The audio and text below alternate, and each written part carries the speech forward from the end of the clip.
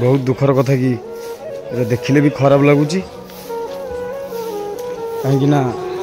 जे आमको जन्म देती एवं आमठू बयस बहुत गुण बड़ जो काम आम करवा कथा से कम जदि से करेंगे ये दुख कष्ट लगे आपण मैंने भी जापे कहीं आम युवक होती युवगोष्ठी मैंने काम न करवा वयस्क लोक होकर वयस्क लोक हो जो बयस सी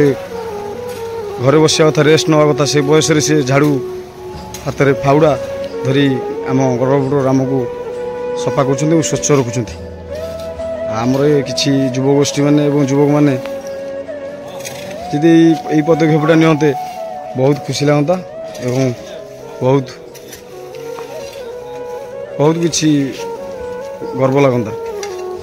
जो कहवा तो निजक खराब लगुच कहीं जो कम युवगोष्ठी करने कथा से कम जहाँ हो वयस्क लोक कर देखा बहुत खराब लगुच देखिले भी बहुत प्रशंसा करने को इच्छा धन्यवाद देवा इच्छा धन्यवाद मोर तरफ कोटि कोटि प्रणाम एवं कोटि कोटि भल पाइबा भगवान एमती